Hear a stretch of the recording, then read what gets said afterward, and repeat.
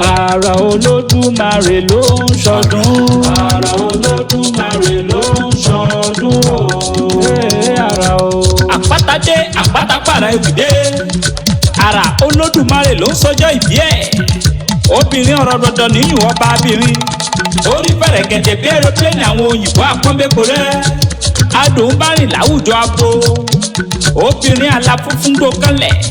Aláṣẹ Ara textile. Prophetess Ọpẹ́ni tèmi Abọ́dúpẹ́ o. Alaja White. Mama President Yomade. Mọ̀mísí Ambassador Adédayọ̀. Mother Her Excellency Adéṣẹ́wà. Ìwọ náà nìyá Her Excellency Ẹwà Adé. Mọ̀mísí Kúnyọlá olórí ọlásọ̀ lèmi wí.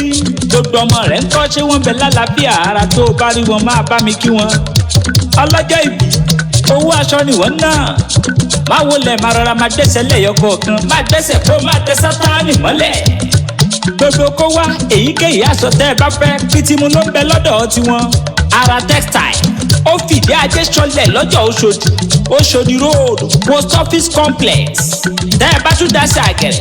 Tẹ́ ẹ bá dé shop 4 ọlọ́tà shopping complex àjọní Òṣòdì. Ara textiles náà lónìí. Ọmọ irú ọmọ ń gbọ́ o. Ọlọ́jọ́ ìbí ọmọ onírọ̀ kò jà sán ṣùkúṣùkú ẹja lẹ́ ń jẹ́ ńlẹ̀ bàbá tó bí ọlọ́mọ. Ọmọ afẹ́já yẹn já.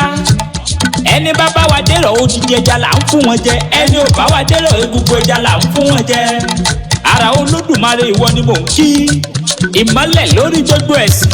Ìsàgá òkú máa sìn. Ọmọ ayéré owó. Ọmọ olówó ṣẹ̀báyé. Ọmọ abẹ́rẹ́ mẹ́ta ìsàgá. Ọ̀kan sẹ́ ọ̀kan tẹ̀ ọ̀kan tó kù lẹ́ fi ń rán daṣọ.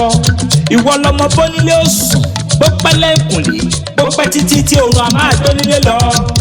Lẹ́wọ̀ ọmọ aláké. Ọmọ aláké niyọ́ nílé ìyá rẹ̀. Ọmọ akẹ́mọ̀jọ́ ọmọ mọ̀jọjọ lọ́fà. Ọmọ ajógbẹ̀rú jógbẹ̀rú mọ̀jọjẹ̀kọ. Ẹ̀rú àmọ́ sinmi. Ẹ̀kọ́ ò lè sìn. Ọmọ aláké ogún ọdún o.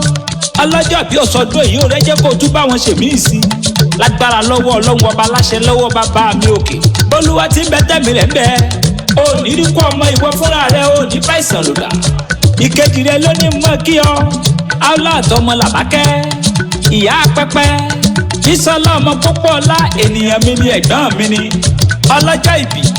Ọmọ ìkejì rẹ̀ ń kọ́ ọjọ́ kan náà lẹ́jọ́ sọjọ́ ìbí yín ẹ kú ọdún o. Oríyọmí. Àjùmọ̀bí. Ayọ̀mídé. Olúwadùnmí nínú. Olúwarẹ̀mílẹ́kún. Mo rẹ́ni kejì àwo mi ni ọ̀rẹ́ mi ni. Ọmọ Aula. Ọmọ olódò ọba ọmọ atẹ́nidọ́lá òkú ọdún. Irọ́ náà ní ṣe lé yeye tó bí ọlọ́mọ. Gbogbo yín tẹ̀ ń sọjọ́ ìbí. Bẹ́ẹ̀ ti sọdún èyí. Orí ẹjẹ́ kẹ́ ẹ̀ tún ṣe míì sí. Ọdọọdún báyìí là rọ́rọ́dún ọdọọdún la ó máa rí yín tẹ̀ ó máa yẹn padà níwájú àbínú ẹni. Tán bá bẹ̀rẹ̀ wípé ta ló ń kọ́ ni ewì fẹ́ yẹn lọ́jọ́ ìbí. Ẹ máa sọ fún wọn wípé Àpáta Ewì lórúkọ mi. Tó bá lẹ́ni tó fẹ́ kàn sí mi ẹni kí wọ́n pè mí sórí nọ́mbà sáìdì tọ̀dọ̀ tèmi. Àpáta mo gbéra ó dìbí tá a forí ìlú sọlẹ̀ sí níbi ojúmọ́ ti mọ́dé gbogbo ilẹ̀ kílẹ̀.